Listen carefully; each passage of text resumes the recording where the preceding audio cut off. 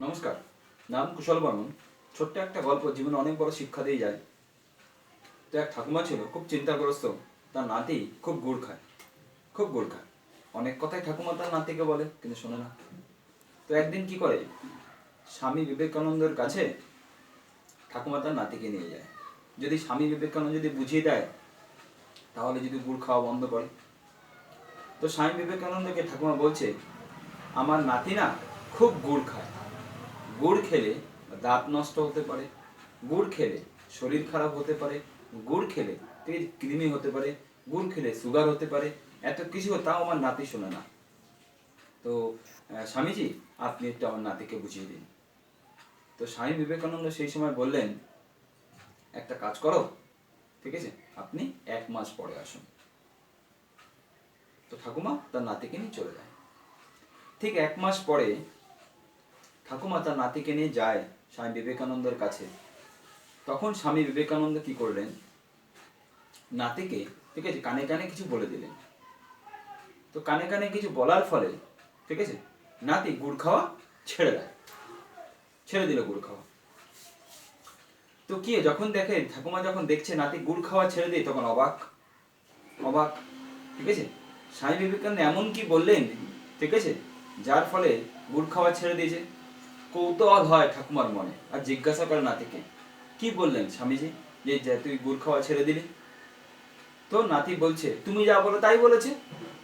তুমি বলেছো গুড় খেলে দাঁত নষ্ট হয়, গুড় খেলে কৃমি হতে পারে, গুড় খেলে রক্ত জল হতে পারে, গুড় খেলে সুগার হতে পারে, গুড় খেলে দাঁত নষ্ট হতে পারে। সে কথা বলেই উনি বলেছেন। ওনার কথা আমার খুব ভালো লেগেছে, আমি ছেড়ে দিয়েছি। তো ঠাকুমা ভাবলেন, এইটুকু কথা বলার জন্য উনি 1 মাস সময় কেন নিলেন। তো এরপরে ঠাকুমা আরো একদিন স্বামী বিবেকানন্দের সাথে দেখা করলেন, আর বললেন, ঠিক আছে, সামান্য এই কথাগুলো বলার জন্য, যে গুড় খেলে দাঁত নষ্ট হতে পারে, গুড় খেলে কৃমি হতে পারে, গুড় খেলে রক্তে জল হতে পারে, গুড় খেলে শরীর খারাপ হতে পারে, এইটুকু কথা বলার জন্য আপনি 1 মাস সময় কেন নিলেন? ঠাকুমা স্বামী বিবেকানন্দ জিজ্ঞাসা করলেন। মন দিয়ে শুনুন যে স্বামী বিবেকানন্দ কি উত্তর দিয়েছিলেন। তখন স্বামী বিবেকানন্দ বললেন, আপনি যখন প্রথম দিন নাতিকে নিয়ে যখন এসেছিলেন, তখন আমি শুনলাম আপনার নাতি গুড় খায়, আর গুড় খেলে এই জিনিস হতে পারে। সেই সময় গুড় আমিও আপনার নাতির মতনও খুব বেশি খেতাম। 1 মাস সময় এই কারণ নিয়েছিলাম, ওই 1 মাসে আমি নিজের গুড় খাওয়া বন্ধ করেছি। তারপর আপনার নাতিকে আমি বলেছি। তো গল্পের মোরালটা কোথায়? গল্পের মোরালটা এই জায়গাটাই, আমরা নিজেরা অনেক ভুল করি, ভুল করতে থাকি, আমাদের চোখ থেকে অন্যের ভুলটা, ঠিক আছে, নজর পড়ে। আমরা অন্যের খুঁত বার করতে খুঁজে বেড়াই, ঠিক আছে, নিজের খুঁত আর নিজের ভুলটা দেখি না, ঠিক না।